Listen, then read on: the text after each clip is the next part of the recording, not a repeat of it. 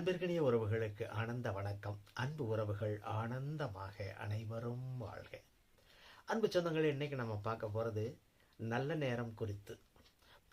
நாம் தொடர்ந்து ராகு காலம், யமகண்டம், குளிகை நேரம், ஓரைகள் இதெல்லாம் எப்படி ஞாபகம் வச்சுக்கிறது அப்படின்றதுக்கான வீடியோக்களை பார்த்துக்கிட்டே வர்றோம் தொடர்ந்து.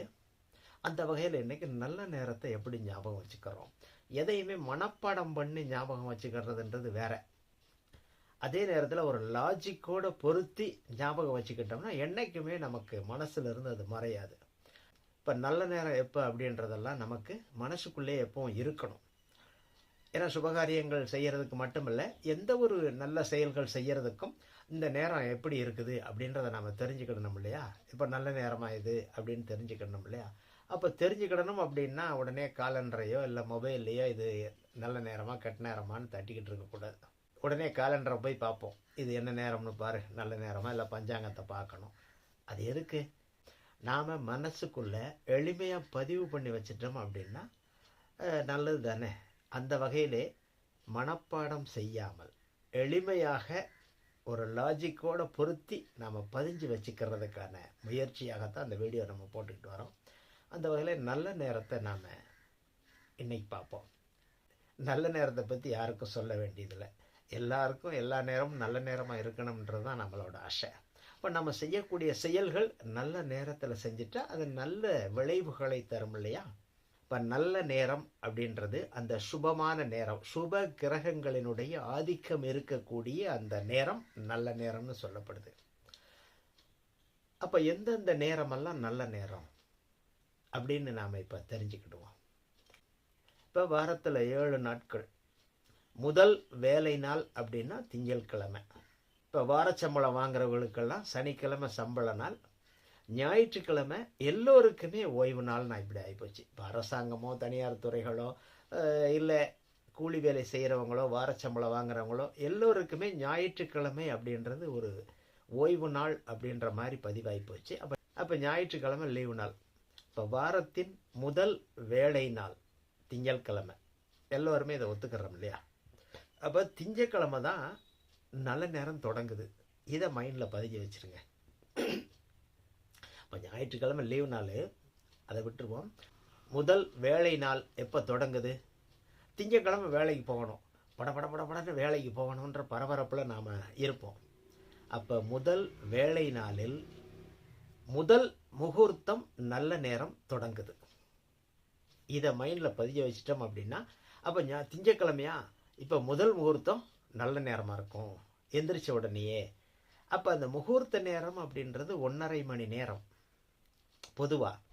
ஆனால் ஹோரைகள் அப்படின்றது 1 மணி நேரமாக இருக்கிறதுனால அந்த 1.5 மணி நேரத்தில் சில நேரம் முதல் அரை மணி நேரமோ இல்லை பிற்பகுதி அரை மணி நேரமோ அந்த அசுப ஓரைகள் வந்துடுது.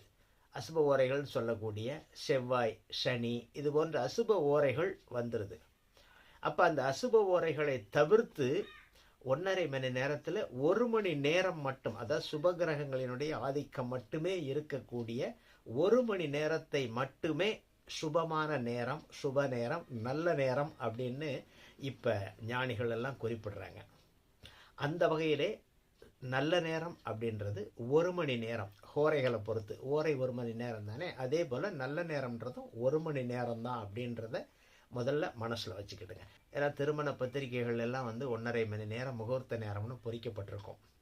அதில் அரை மணி நேரம் ஏதாவது அசுப ஓரைகள் வந்துருச்சு அப்படின்னா அதை தள்ளிட்டு இருக்கக்கூடிய 1 மணி நேரம் தான் அந்த சுபகிரகங்களினுடைய ஆதிக்கம் இருக்கக்கூடிய நேரம். அது மட்டுமே நல்ல நேரம் அப்படின்றத ஆழமாக பதிவு பண்ணி வச்சுடுங்க. அந்த வகையிலே நம்ம சுபமான நல்ல நேரங்களை மட்டும் இங்கே குறிப்பிடுறோம். அந்த நல்ல நேரங்களை எப்படி நாம் மனசில் பதிய வச்சுக்கிறது? இப்போ ஏற்கனவே சொன்னது போல் வாரத்தின் முதல் வேலை நாள் திங்கட்கிழமை, அறக்க பறக்க வேலைக்கு போகணும்னு எந்திரிச்சு ஓடுவோம் இல்லையா. அப்போ முதல் வேலை நாளில் முதல் நல்ல நேரம் தொடங்குது. எப்போ தொடங்குது?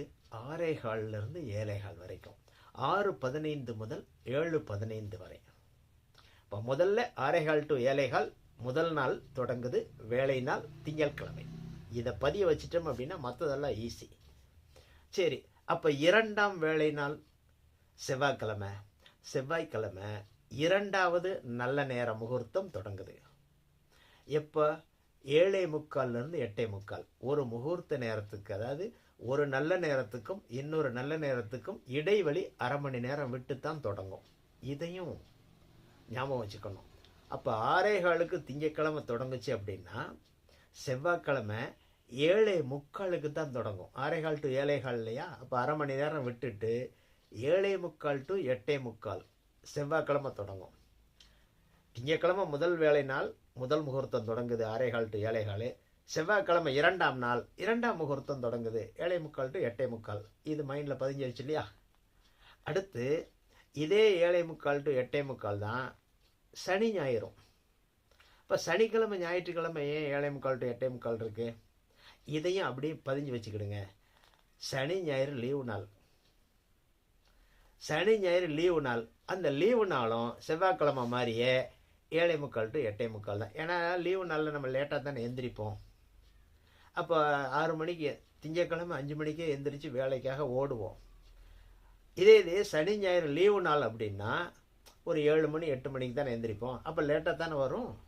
அப்போ செவ்வாய்க்கிழமை இரண்டாவது நாள், வாரத்தின் இரண்டாவது வேலை நாள், இரண்டாவது முகூர்த்தமாக இரண்டாவது நல்ல நேரம் 7:45 to 8:45 வருது.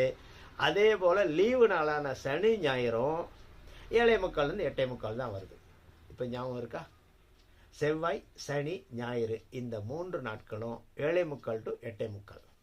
சரி, அடுத்து செவ்வாய்க்கிழமைக்கு அடுத்து புதன்கிழமை.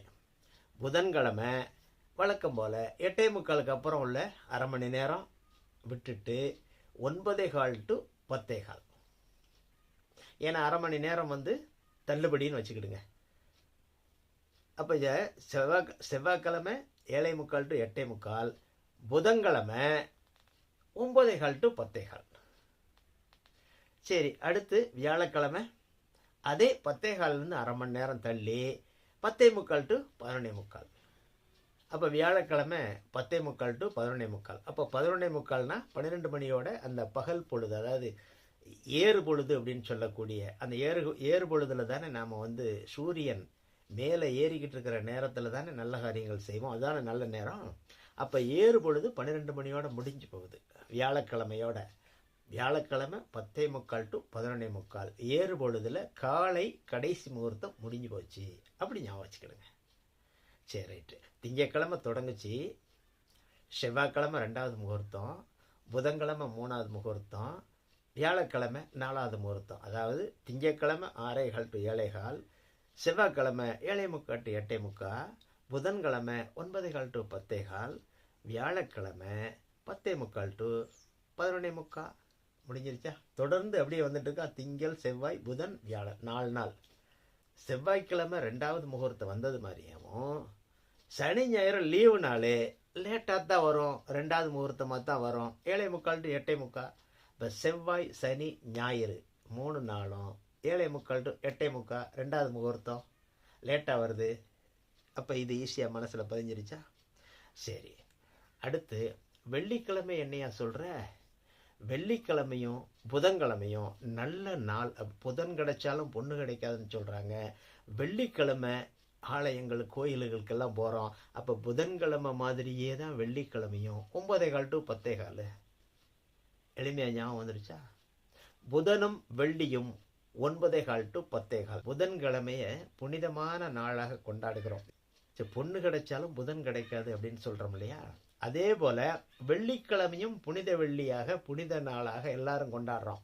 அப்போ புதனும் வெள்ளியும் ஒன்று போல் இருக்கும் 9:15 to 10:15.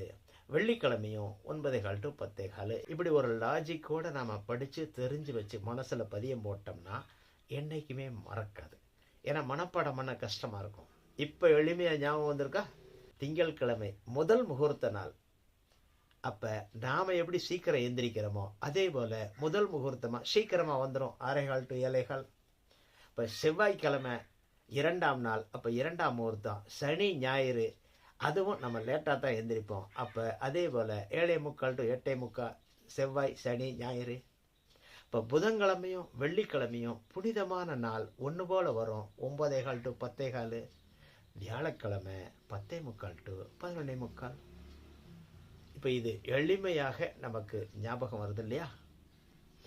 இப்படி எளிமையாக நம்ம லாஜிக்கோட மனசில் பதியம் போட்டு வச்சிட்டோம்னா ஒரு 2-3 தரம் இந்த வீடியோவை திரும்ப திரும்ப நீங்கள் பார்த்தீங்கன்னா மறுபடி பார்த்தா இது எளிமையாக உங்களுக்கு மனசில் பதிஞ்சிரும். ஏன்னா எல்லா விஷயத்தையும் மனசுக்குள்ளே மனப்பாடம் பண்ண முடியாது. இப்போ என்ன ஓடுது, இப்போ நல்ல நேரம் எது, ராகு காலம், யமகண்டம், குளிகை நேரம்னு இவ்வளவு விஷயத்தையும் எல்லாராலையும் மனப்பாடம் செய்ய முடியாது. அப்போ ஒவ்வொன்றுக்கும் ஒரு லாஜிக்கோட பொருத்தி நம்ம மனசில் பதியம் போட்டோம்னா இது என்றைக்குமே மறக்காது. இப்போ நம்ம சொன்னது போல அப்போ ஒரு லாஜிக்கோட நாம் மனசில் இதை படித்து பதியம் போட்டோம்னா என்றைக்குமே மறக்காது இல்லையா? நன்றி உறவுகளே, மீண்டும் நல்லதொரு நிகழ்விலே சந்திப்போம். தொடர்ந்து இணைந்திருங்கள். அன்பு உறவுகள் ஆனந்தமாக அனைவரும் வாழ்க.